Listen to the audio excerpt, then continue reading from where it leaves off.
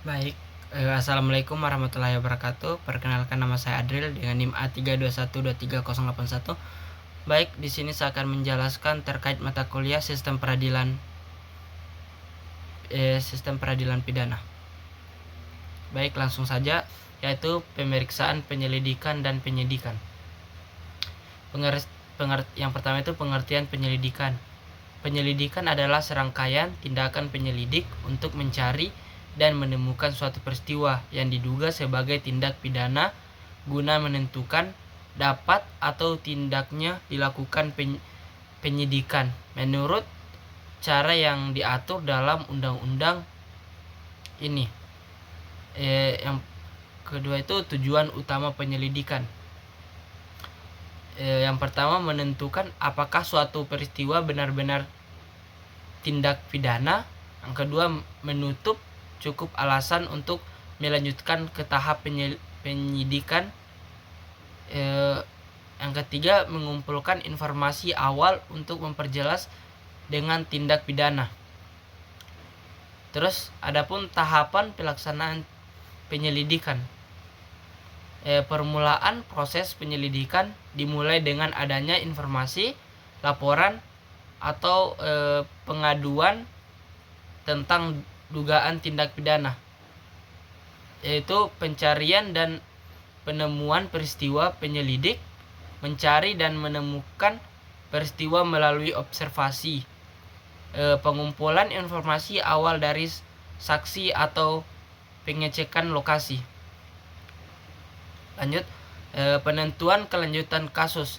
Penyelidik menentukan apakah peristiwa adalah tindak pidana dan cukup dasar untuk dilanjutkan ke penyidikan atau dihentikan.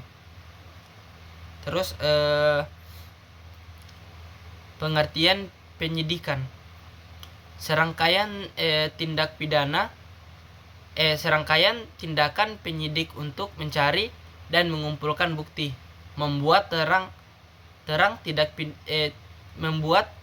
tindak pidana dan menemukan tersangka. Itu tercantum pada KUHP pasal 1 ayat 2.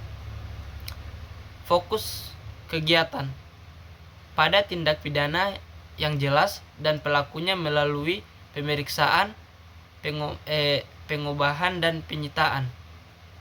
Tujuan utama penyidikan yaitu mengumpulkan bukti, membuat terang tindak pidana, menemukan tersangka, dan melengkapi berkas perkara untuk penuntutan. Tahapan pelaksanaan penyidikan. Yang pertama itu peningkatan status, pengumpulan bukti, penetapan tersangka, terus penyelesaian berkas, yang terakhir penyerahan berkas. Model penyelenggaraan peradilan pidana. Peradilan pidana merupakan suatu sistem atau mekanisme penegakan hukum pidana yang melibatkan berbagai lembaga mulai dari kepolisian, kejaksaan, pengadilan hingga lembaga permasyarakatan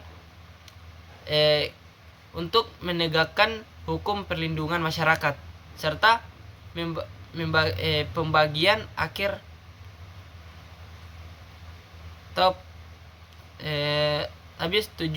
tujuan penyelenggaraan peradilan pidana. Yang pertama itu menegakkan hukum dan keadilan, melindungi hak asasi manusia baik pelaku maupun korban, menjaga ketertiban dan keamanan masyarakat. Terus adapun unsur dan lembaga dalam sistem peradilan pidana. Yang pertama itu kepolisian atau Polri, kejaksaan, pengadilan, lembaga pemasyarakatan atau lapas, advokat atau penasihat hukum. Adapun model-model penyelenggaraan peradilan pidana yaitu pertama, Crime Control Model atau CCM. Itu fokus pada efisiensi dan ketertiban sosial. Due Process Model menekankan pada perlindungan hak-hak individu dan tersangka. Yang ketiga, model